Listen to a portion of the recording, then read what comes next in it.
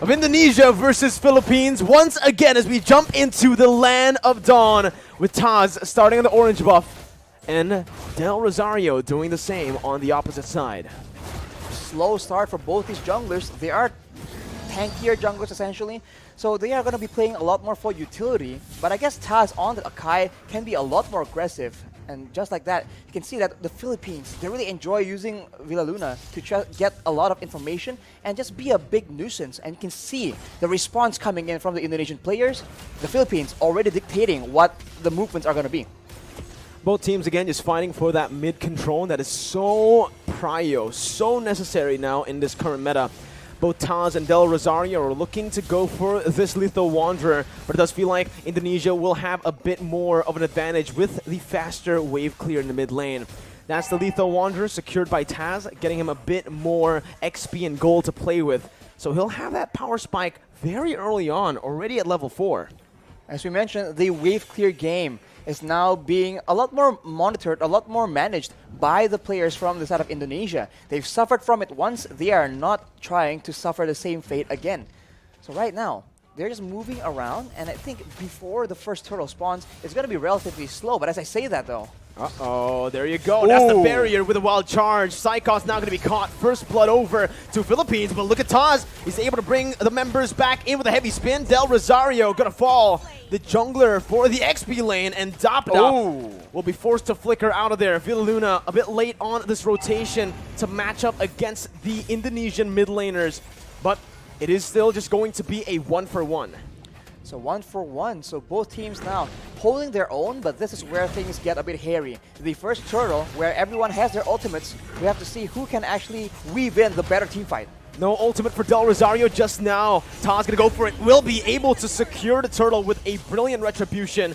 Dreams gets knocked up, but Philippines decide to back off. Now Dreams flickering forward, gets the Divine Judgment onto Imam, who's able to flicker away. Psychots has the Black Dragon form, looking for it, just decides to zone the Filipino members here and backs off.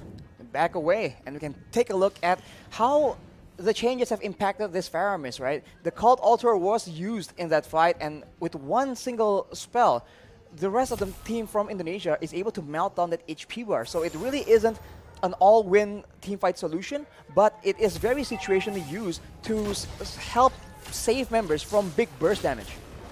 Now it's a complete change from game number 1. Imam, though, going to be immobilized. That's the damage coming through. Whew.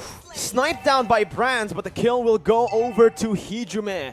Brands sacrificing a bit of gold there in the bottom side, but will still be able to catch up down below to pick up that cannon minion.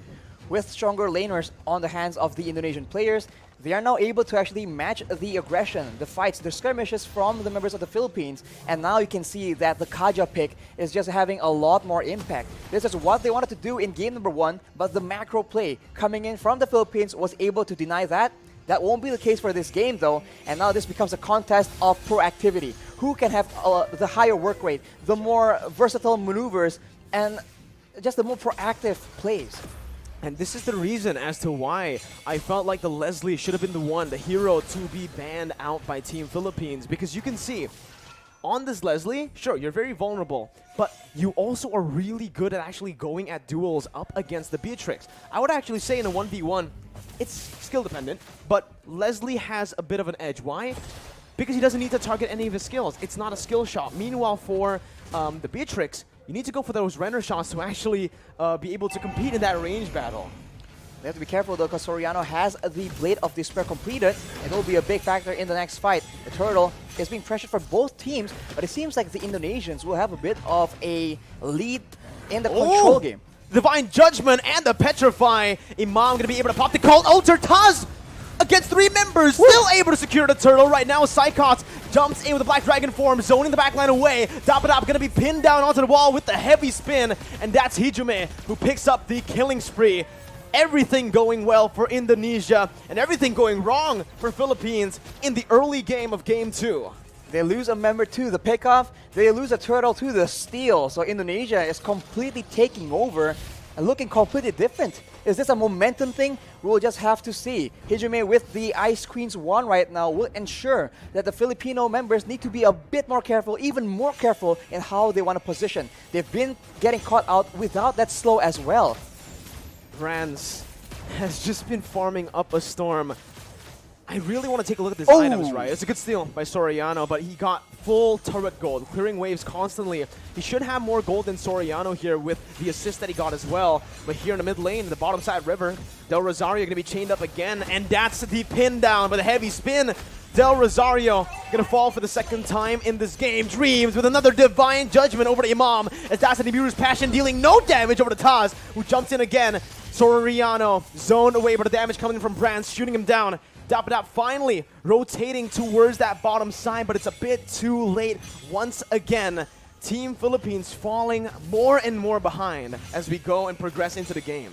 The Philippines are having very much trouble trying to manage distance because they're being slowed an insane amount. At any moment, it starts with the slow and then it gets followed up with the divine judgment, with the heavy spin. So Indonesia's pick-off game is going exactly how they want it to. And right now, they also have the advantage when it comes to range and also when it comes to that late game. They have that artillery with the real-world manipulation, and they also have the Leslie that can do a lot of true damage up to 2k in a single hit. And in the late game, Soriano will have a lot of issues trying to get any impact done in the middle of a big team fight. There's so much CC from Team Indonesia. There's a lot of survivability from Philippines, but they need to be able to utilize that crazy engage from the wild charge, and right now, it just doesn't feel like they are going to be able to. Taz there going for the turtle. That's going to be the real world inflation that was popped into for Soriano to flicker out. They baited out the Cult Altar, and they baited out Villa Luna into the other side of the wall. Mid lane turret going to be sieged down. Brands looking to poke the Filipino members, but it's a good disengage by both teams. It's still a small victory for Indonesia with that turtle take. Look at how much movement, how much of a reaction you can see from the Filipino players whenever Psychots is on the map, whenever he makes an appearance. He wasn't even popping the Black Dragon from initially, and everybody was walking backwards in fear of that engage coming through. And when you are so focused like that, you are not looking at Taz with a heavy spin. You are not looking at Dreams waiting for that divine judgment. What I want to look at is definitely the items here for Brands, because I wonder how much gold he's actually gone this game. So far, he has been left untouched to free farm. And he's dealing so much damage. That's going to be the flicker over to Divine Judgment as well to find Del Rosario. The true damage does its work. Brands picks up the kill. Dapadap trying to look for a re-engage now, but only taunting Taz. Look at the poke put down by Brands. Dream's going to be in the midst of it all right now, as he is going to be able to dish out some damage to zone the other members away. Dream still there with Psychots from Psychots with a petrified to find Soriano, and the furious dive to get Imam low under the tier 1. Gunned down by Brands. It's a 2-0 trade for Indonesia.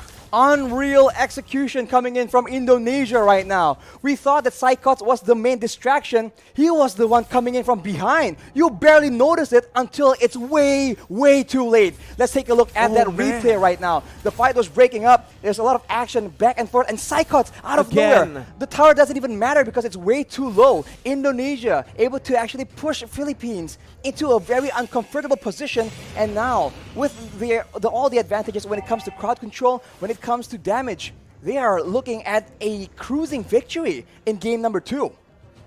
This is insane. Unreal. That's the word you can use for it, right? So much doubt for this Indonesian team after they qualified to represent Indonesia with only a week to prepare right after qualifying.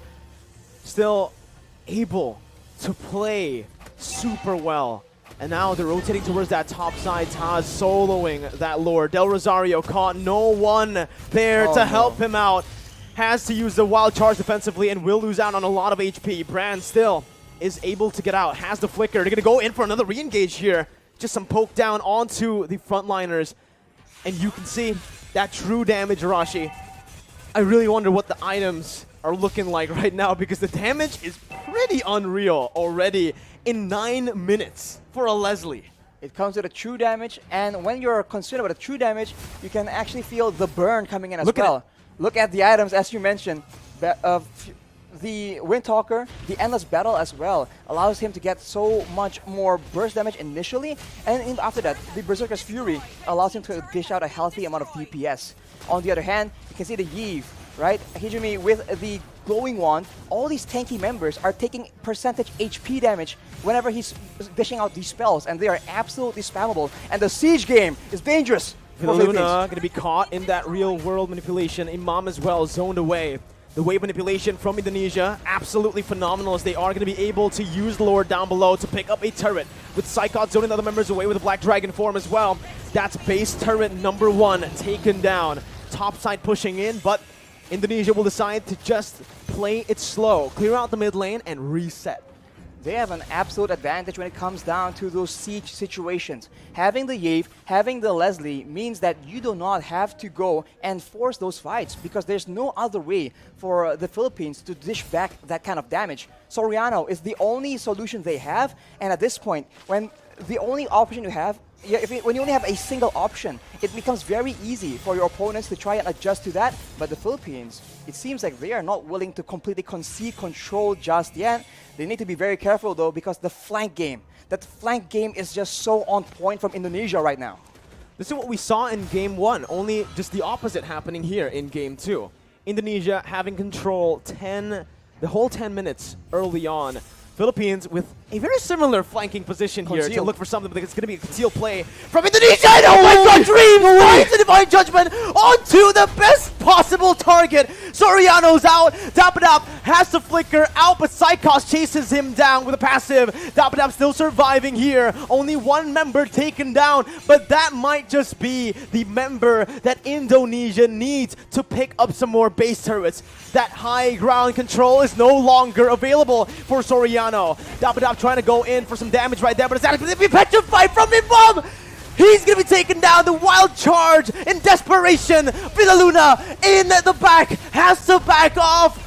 It's an absolutely insane game and an insane performance from Indonesia as they knock Philippines down to the lower brackets. How? What? Oh my, we have no words left right now. How was that possible?